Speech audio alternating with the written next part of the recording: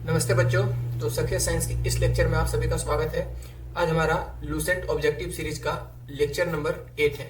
ठीक, lecture 8 by success science Lucent objective series. ठीक है, जैसा कि आप लोग को पता है, यहाँ पे लूसेंट का जो ऑब्जेक्टिव फॉर्म होता है वहाँ पे सीरीज बाई सीरीज चलाया जा रहा है। फिलहाल आज का ये हमारा लेक्चर नंबर 8 है। बच्चों, मैं तुम लोगों से माफी मांगता हूँ, बहुत लंबे समय के बाद ये लेक्चर आ रहा है। इसका कारण ये था कि हम कहीं बाहर चले गए थे 1 मंथ से, जिसके कारण अपने साथ पीसी और ये जो पेन टैबलेट होता है उसको लेकर नहीं गए थे, जिससे मेरे को वीडियो बनाने में प्रॉब्लम आ रही थी। अगर जो बच्चा लेक्चर 7 देखा है उसको समझ में मतलब आ रहा होगा कि जो अभी जिस फॉर्म में तुम्हारा डिस्प्ले पर भी शो कर रहा है वो लेक्चर 7 में से शो नहीं कर रहा हूँ, तो उसके लिए मुझे माफी चाहिए। ठीक है, तो देखो यहाँ पे आज की इस लेक्चर में हम लोग लेक्चर 8 को स्टार्ट करने वाले हैं। फिर से अब हम लोग का कंटिन्यू क्लास चलेगा यहाँ से लेक्चर नंबर 8, 9, 10 ऐसे पूरा चलते रहेगा।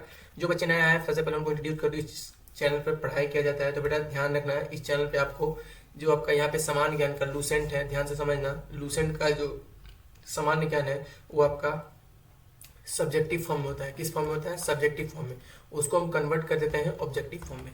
ठीक है, एक लूसेंट का ऑब्जेक्टिव बुक भी आता है, हम उससे नहीं उठाते हैं एक भी क्वेश्चन। हम पहले स्वयं द्वारा इस बुक लूसेंट को पढ़ते हैं, उसके बाद इसमें से ऑब्जेक्टिव निकालते हैं। जो बच्चे पीछे से देखे होंगे उसको सब पता है।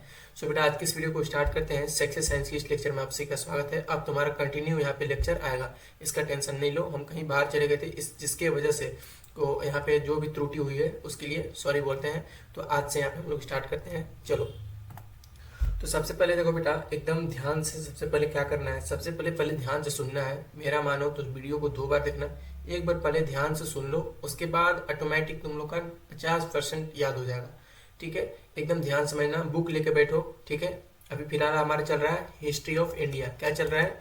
कौन सा टॉपिक? History of India. ठीक है, हिंदी क्या होता है इसका? भारत का इतिहास चल रहा है अभी तक तो हमारा भूगोल में हम एंट्री कर चुके होते हैं, बट कुछ कारणवश बेटा समझो तुम लोग मेरे साथ पीसी नहीं ले जा सका, जिसके कारण वीडियो में बहुत डिले हो गया। उसके लिए मुझे माफ कर दो। तो देखो बेटा आज की चलो यहाँ पे सबसे फर्स्ट क्वेश्चन क्या है, देखो हड़प्पा नामक स्थल कहाँ है? ध्यान से एकदम बुक लेके बैठो और कॉपी और पेन जो तुम्हारा नोट्स होगा उसको लेकर बैठो। हड़प्पा नामक स्थल कहाँ है बेटा? तो याद रखना पाकिस्तान में। ठीक है, पाकिस्तान के कौन से जिला में है? मोंटे गोमरी जिला। ठीक है, लिखते हैं पाकिस्तान में है। ठीक है, हड़प्पा नामक स्थान कहाँ पे है? पाकिस्तान के कौन से जिले में है? मोंटे गोमरी जिला। ठीक, कौन सा जिला है बेटा? मोंटे गोमरी जिला। क्या पूछेगा क्वेश्चन? हड़प्पा नामक पूछेगा क्वेश्चन, हड़प्पा नामक स्थल कहाँ पे है? ठीक है, तो पाकिस्तान के मोंटे गोमरी जिला में है। कौन सा जिला में है? मोंटे गोमरी जिला। ठीक है, चलो सेकंड नंबर क्वेश्चन मेरा क्या है? मोहनजोदड़ो नामक स्थल कहाँ पे है? ठीक है, मोहनजोदड़ो नामक स्थल कहाँ पे है? तो बेटा याद रखना है ये भी पाकिस्तान में है। ठीक है, लेकिन ये पाकिस्तान के कौन से जिला में है? तो लरकाना जिला में है। ठीक है, ये इंपॉर्टेंट नहीं है कि किस देश में है, ये तो तुमको याद हो जाएगा, लेकिन कौन से जिला में है ये इंपॉर्टेंट है बाबू, इसको ध्यान रखना। तो मोहनजोदड़ो नामक स्थल कहाँ है? तो बेटा याद रखना पाकिस्तान के कौन से जिला में? ये तो लरकाना जिला। ठीक है, याद रहेगा।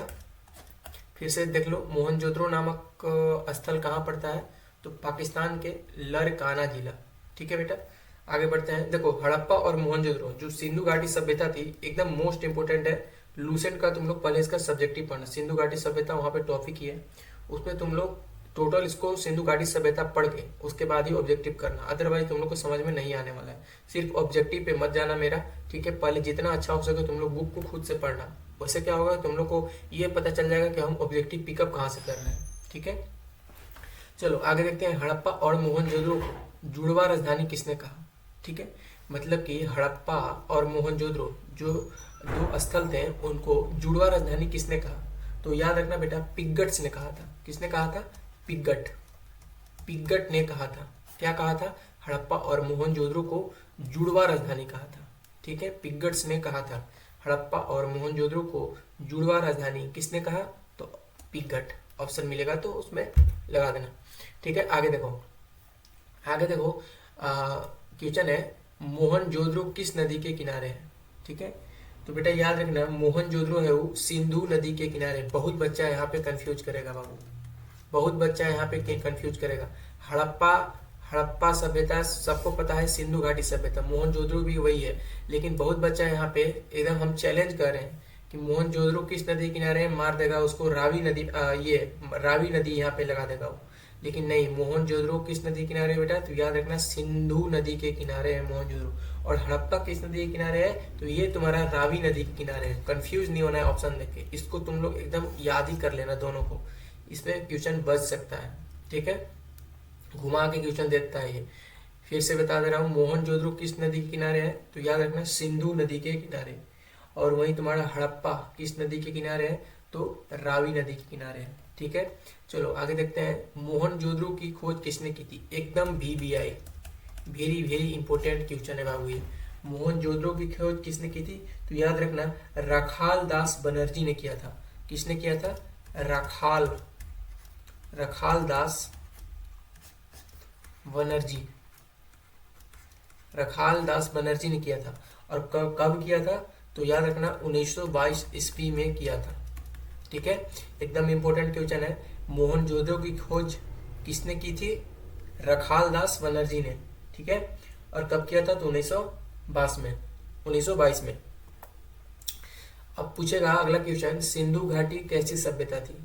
ठीक है, सिंधु घाटी कैसी सभ्यता थी। तो बेटा मेरा तुम लोग सबसे अगर सजेशन मानो तो तुम लोग का जो टॉपिक है लूसेंट का, सिंधु घाटी सभ्यता।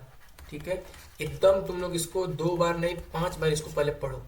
ठीक है, उसमें से तुम लोग ऑब्जेक्टिव पर निकालो, जैसे बुक रीडिंग करते हैं ना वैसे पढ़ो। उसके बाद ये ऑब्जेक्टिव सीरीज देखो, क्योंकि सिंधु घाटी सभ्यता से बहुत ज्यादा क्वेश्चन तुम्हारा यहाँ पे बनता है, बहुत ज्यादा। तुम अभी जितना भी इस वीडियो में क्वेश्चन बताऊंगा सब सिंधु घाटी सभ्यता से ही रिलेटेड बताऊंगा। तो इससे अच्छा है कि पहले तुम समझो उसको। ठीक है, पहले जाके बुक को पढ़ो। ठीक है, उसके बाद ये हमारा वीडियो देखोगे ना तब तुमको समझ में आएगा। ठीक है, तो देखो सिंधु घाटी सभ्यता कैसी सभ्यता है, तो याद रखना बेटा नगरीय सभ्यता है। कैसी सभ्यता है, नगरीय सभ्यता, नगरीय सभ्यता पूछ सकता है।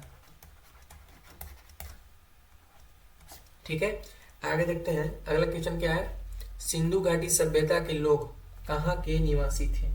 ठीक है, सिंधु घाटी सभ्यता के लोग कहाँ के निवासी थे, तो याद रखना द्रविड़ व भूमध्य सागरीय।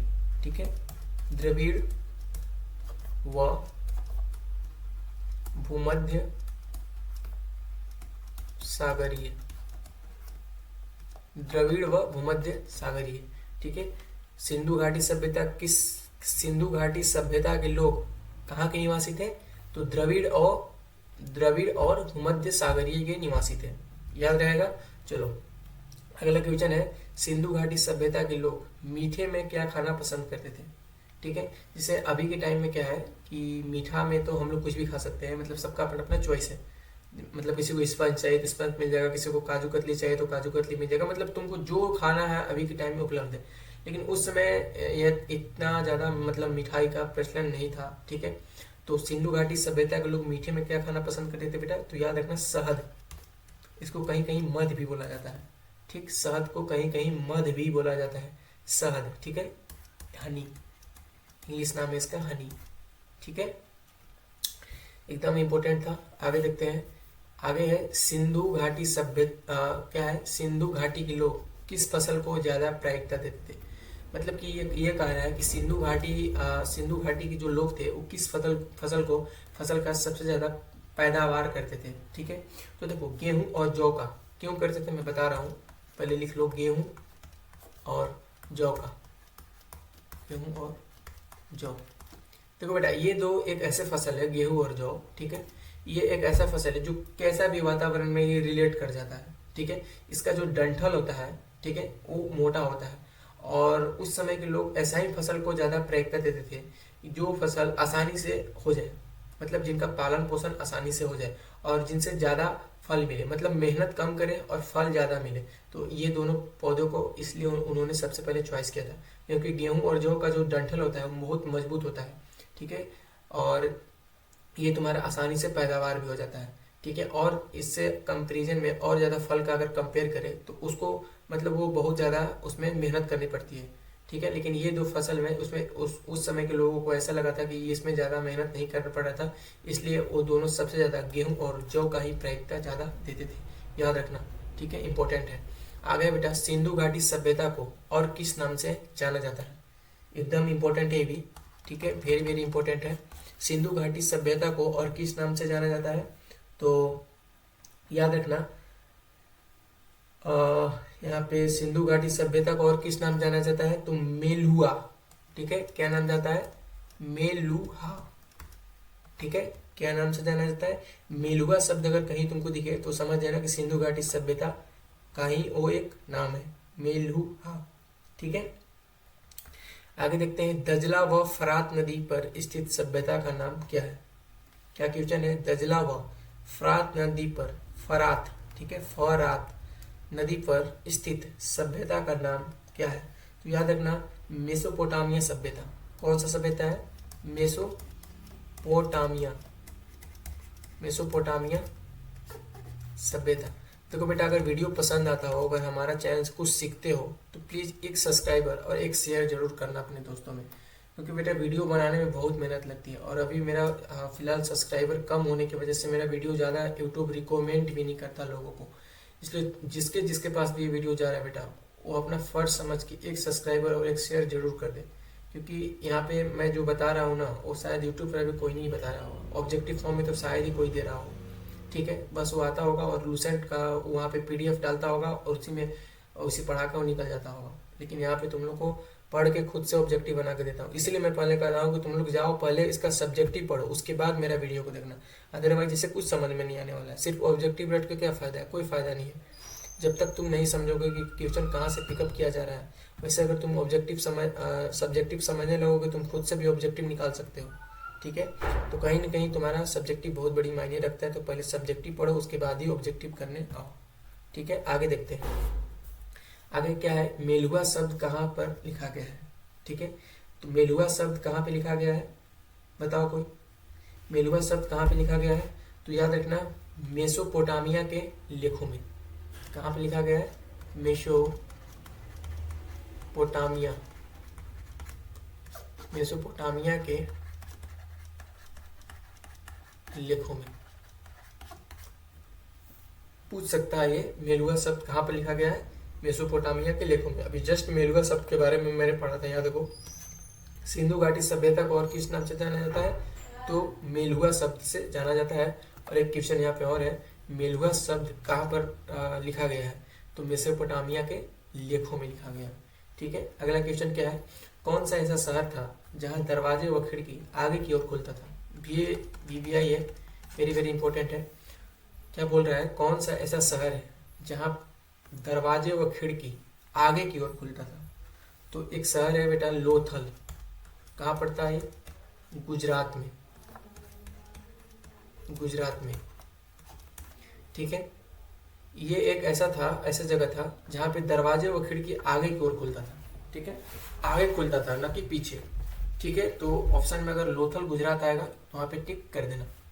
अगला क्वेश्चन है, सिंधु घाटी सभ्यता के 7 बड़े नगर कौन कौन से हैं, ठीक है। ऑप्शन में दे देगा, कैसे पूछेगा इससे सवाल, सिंधु घाटी, देखो तुम पहले 7 याद कर लेना, मैं बता दे रहा हूँ, अभी 7 बताऊंगा। सिंधु घाटी सभ्यता के 7 बड़े नगर कौन कौन से हैं, तो तुम उसको पहले 7 को याद कर लेना, उसके बाद क्या करना, ऑप्शन देखो कैसे तुमको मैच करेगा। जैसे सपोज करो इसमें से कोई 3 शहर डाल देगा एकदम ओरिजिनल, ठीक है, 7 में से 3 शहर डाल देगा और चौथा एक अनवांटेड डाल देगा, कहीं और से डाल देगा और तुमसे बताएगा कि इसमें से अनवांटेड कौन है। तो तुम जब तक तुमको 7 शहर का नाम याद नहीं रहेगा तब तक तुम इसमें से अनवांटेड नहीं छाड़ सकते हो। तो इसलिए मैं तुम लोग को बता दे रहा हूँ, सिंधु घाटी सभ्यता के 7 बड़े नगर कौन कौन से हैं, तो याद रखना, पहला है हड़प्पा, हड़प्पा, दूसरा है बेटा मोहनजोदड़ो, मोहनजोदड़ो, तीसरा है तुम्हारा लोथल, चौथा है तुम्हारा धौलावीरा,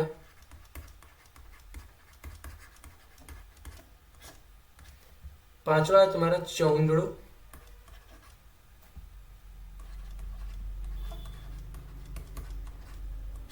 ठीक है। उसके बाद छठा है बनमाली,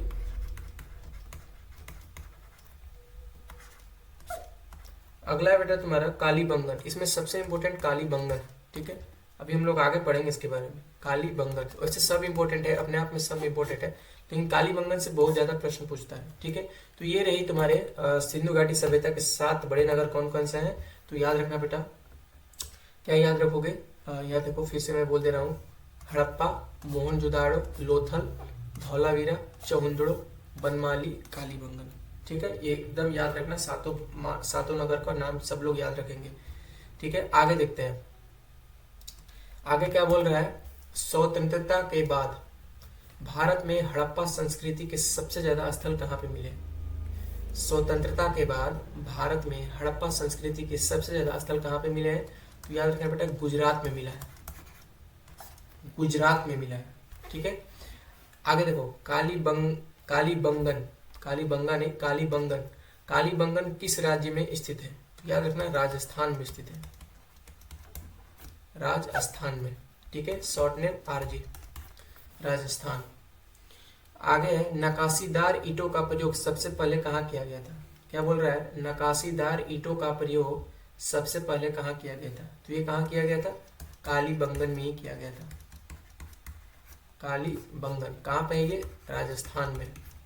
ठीक है, आगे देखो बेटा, आगे तुम्हारा है, जूते हुए, क्या बोल रहा है, जूते हुए खेत के साग से कहाँ मिले। जूते का मतलब क्या हुआ, मतलब जो गांव से है उनको समझ में आ रहा होगा, जब खेत में ट्रैक्टर चलता है तो हल जब चलता है ना, तो खेत क्या होता है, जुताता है।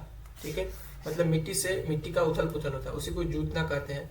ठीक है, फिर उसमें फसल की बुआई होती है, तो वही बोल रहा है वो, जूते हुए खेत के साग से सबसे पहले कहाँ मिले थे। तो बेटा याद रखना, ये कहाँ मिले थे, कालीबंगन में ही मिले थे ये, इसीलिए मैं बोला था कालीबंगन इसमें सबसे इंपॉर्टेंट है। कालीबंगन प्रॉपर नोट्स बनाते चलना। ठीक है, एक अलग ही मेरा नोट्स रखना। उसके बाद देखो अगला क्वेश्चन है, कालीबंगन का अर्थ क्या है।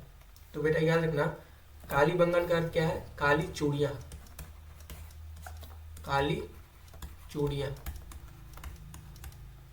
कालीबंगन का अर्थ है काली चूड़ियां। आगे है, मोहनजोदड़ो का अर्थ क्या है। तो मोहनजोदड़ो का अर्थ क्या है बेटा, मृतकों का टीला, मृतकों का टीला। मोहनजोदड़ो का अर्थ क्या है, मृतकों का टीला। ठीक है, आगे देखो, हाँ आगे कुछ यहाँ पे हम इम्पोर्टेंट्स डाले हैं। ठीक है, इसमें से अगर ऑब्जेक्टिव करने बैठे तो बहुत सारा ऑब्जेक्टिव निकल जाएगा।